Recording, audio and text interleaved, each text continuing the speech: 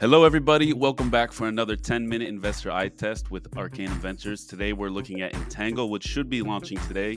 It's made to connect data, assets, and more with Entangle's fast and fully customizable interoperability primitives. How's it going, my good friend Sasha? Do you know anything about Entangle?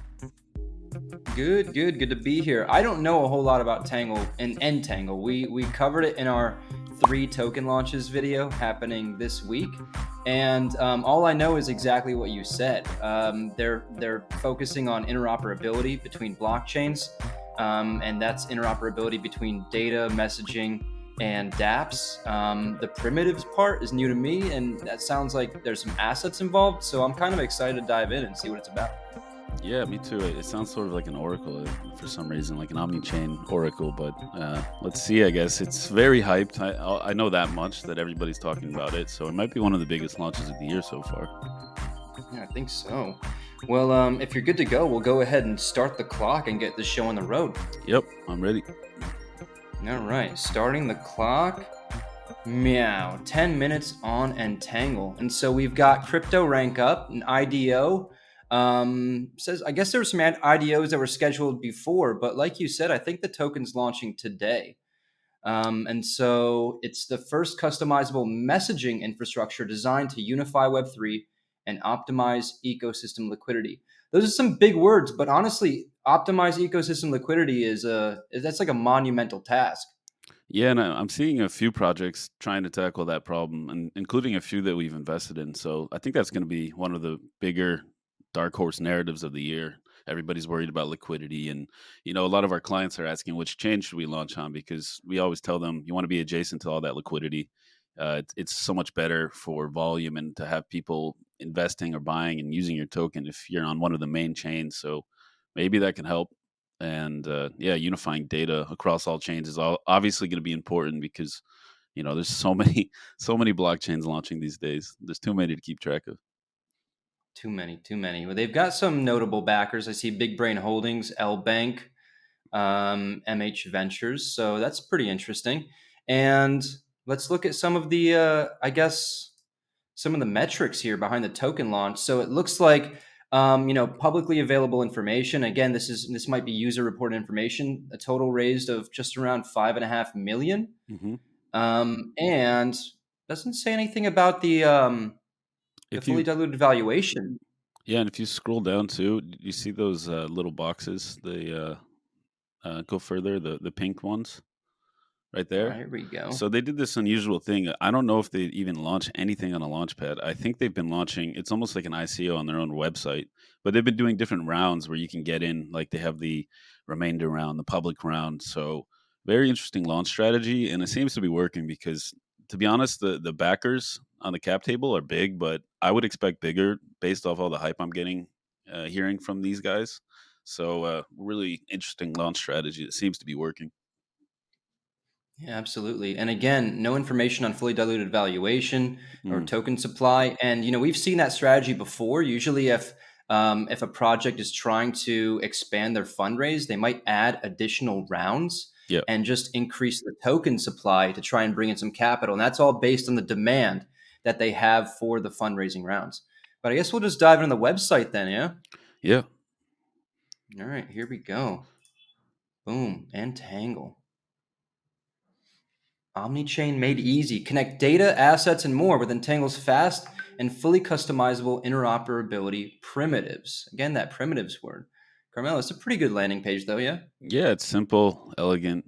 I like it. It's very developer focused. So you see developer queries, you see start building as the main call to action. So that's what they want to funnel people towards. They already have nearly 3 billion testnet transactions, which is cool. So they're live. They're actively testing the project. So that's really exciting. They got 16 plus blockchains connected. I think I saw Solana and Arbitrum already. I imagine most of the EVM ones, and they're just probably going to add more as they go. Because why wouldn't they? Fantastic. So they're leaning into the real world asset, RWA's narrative, interoperable real world assets. That's a challenge. Trustless bridging is a challenge in and of itself. I mean, all of these things listed here can be separate companies essentially. And there are some, I think, token launches for companies that are focused solely on like GameFi and infrastructure, just as an example. But omnichain stablecoins, these guys are doing everything under the sun. Well, no, no, it says power your dApps. So I think they mean like you can build these types of companies with our help.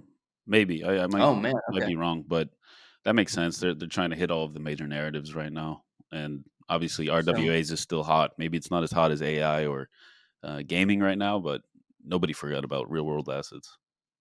well, that's a different story altogether because if they're building the infrastructure to enable all this, then they've got a growing market, really. Because, like I said, there's a lot of token launches for projects that are doing a lot of these things right now. Yeah, yeah, yeah. I mean, I haven't heard of anybody building in the entangled ecosystem, but with the traction they have, I can't imagine it's going to be far behind.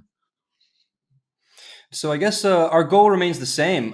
Take some time, figure out what the token does, and it's something that we would consider investing in. If this is some sort of native network, it makes sense to have a token to secure transactions as part of some consensus mechanism. But I don't really see anything that really like solidifies that yet. Yeah, I mean, I still have no idea what the NGL token does, so I guess that's our next question. A lot of language around unifying Web3, interoperability, improved cost efficiency, non EVM and EVM, huge challenge. Plug and play integration, also a big challenge for developers in like the current environment. Hmm. But pretty cool. They've got like looks like they've got a list of ecosystem partners already. At Yeah, it's cool. LF0, check it out. I'm wearing the shirt. You getting paid for that? Mantle. No, they just gave me the shirt. But yeah, It says good list of partners, I guess. featured projects too, so maybe those are the first few that are building. I've heard of Zero Sum. I haven't heard. Oh, I've heard of Supercharge too and Borpa. Yeah, yeah. I guess they're building on Entangle's system, which is pretty cool. Look at this, a native omnichain meme token. We might have to check out Borpa. This is an amazing name as well. I love that name. Yeah, it definitely caught my attention. I was like, what could this possibly be? And then meme coin. Well, let's check out the documentation. Hopefully, there's something around the token. Well, I just saw a project called Spooky Swap. That's great too. Another good name. These guys are already on fire. Okay, so Universal Data Feeds is a new type of Oracle protocol based on modular mechanisms that standardize data streaming into a universal format. Okay, that's great. I wonder how the token is involved.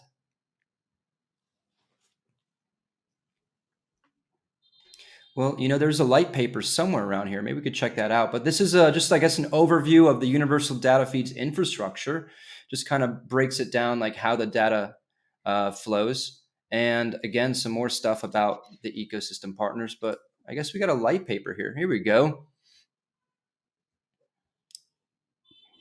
I can't And I can't remember the last time we saw a non-Gitbook white paper. oh, man, it's been a while. I think people gave up on The lazy man making white paper. it. I see we've got utility token here. And so the NGL token is used for staking as a delegator or infrastructure provider for transmitter agents, and staking as a validator or delegator for the Entangle blockchain. So it sounds like it is a native token or a native coin for the native network, which is a great use case for a cryptocurrency. That's a primary utility meaning that it must be there for the protocol to operate. So already I like it. Gas fees on an Entangle blockchain. So that's interesting because they're going to operate as a new sort of oracle and its own blockchain. It's interesting, right? Because if they're building their own native blockchain, then who are their competitors? Yeah, yeah. Uh, that's a good question. I mean, like I said, there's some projects looking to solve the fractured liquidity problem, but I I think a lot of them are blockchains, but I don't know if like anybody's just a pure oracle like Chainlink, for example. I was going to say they're competing with Chainlink, but maybe not exactly. You know what's kind of strange as well? If they are building their own native network, there's no technical white paper I've seen so far. Anything that really dives into the infrastructure about the benefits of this blockchain versus existing solutions that DApp builders might want to build on. So something that you'd expect for like a layer one or like even an L2. here we go. There's architecture. I guess just a nice little infographic. I mean, they got user guides and infrastructure guides. They probably have an onboarding program because they wanted to funnel developers and builders to their ecosystem. So they got to have that somewhere. Um, it would be crazy not to. Uh, Maybe on GitHub or something. and But I guess we've got just a little bit of time left. You want to dive into the socials and see yeah, just to what's happening now? show the type of hype, just to confirm it, because I haven't actually checked out their socials a whole lot, but I know that everybody I know is talking about this launch. So Yeah, well, we've got the Entangled Twitter up here. I guess Twitter is one of the more primary sources of information on the social front in crypto. And they're launching the token today, March 13th. And so it looks like there's a lot of engagement on some of these posts. Check this out. Consider Entangled the AWS of Web3. That's interesting branding. I kind of like that. I mean, I usually hate stuff like that. I don't think it really serves you to make comparisons to non Web3 companies, but I don't know. We'll see. Maybe they're right. Maybe we're looking back in a few years like, damn, they really were the Amazon of Web3. Yeah, well, I mean, it does paint a good picture of like, taking all the buzzwords aside on the website, understanding like the holistic vision of Entangle. Yeah, absolutely. Oh man, there's 10 minutes in the books. All right. Well, 10 minutes on Entangle. And before we dive into verdicts, Yeah, but before we do that, just a reminder to like and subscribe and leave your thoughts because we're always interested to hear what you think. And just another reminder, too, because we got some hate last week for our video, but this is just meant to be a 10-minute investor eye test. We want to show how impossible it is to vet a project in just 10 minutes and see what we can learn in that amount of time. So don't hate us for giving our honest feedback. We just want to show what our first impressions are. Obviously, we want to look at each project we see. But right now, we're just trying to determine if they did a good job appealing to people that are looking at it for the first time.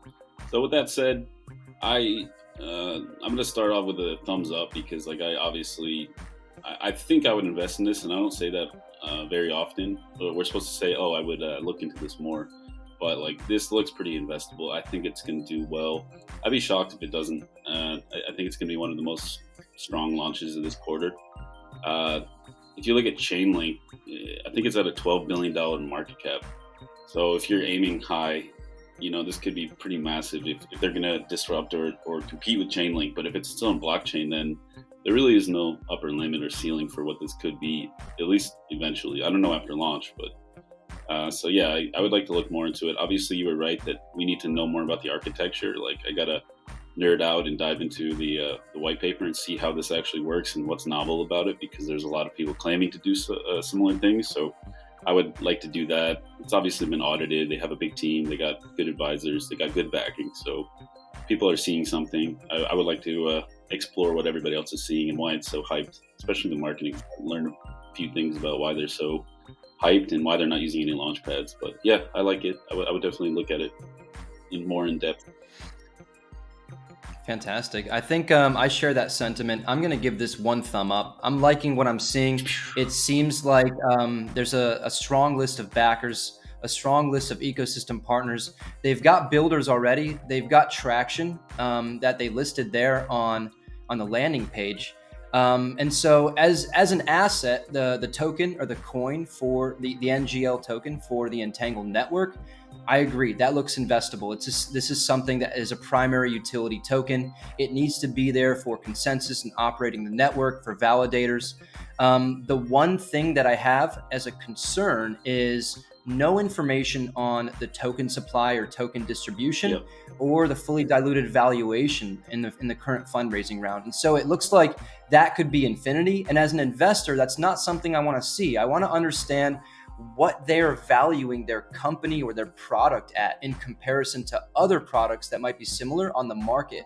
Because if this is just infinity valuation and they'll take any funding, all funding that they can get, then that means that my share or my stake is going to be diluted. I don't know what percentage of the pie I might be getting if I invest. And if it's something that's valued at 15 or $20 billion compared to Chainlink, that doesn't seem like a good investment opportunity. So I'd want to figure that out first and foremost. But on the product front, technology front, I would want to dive a little bit deeper, but from the backers, from the hype, from the marketing, and from I guess the use case or what they're trying to tackle, I think it's great. So I'm gonna give it 1 thumbs up. I'm gonna dive in deeper for sure. Yeah, that's a very good point. And we are a little bit over reliant on some of these reporting websites like CryptoRank or CoinGecko or CoinMarketCap.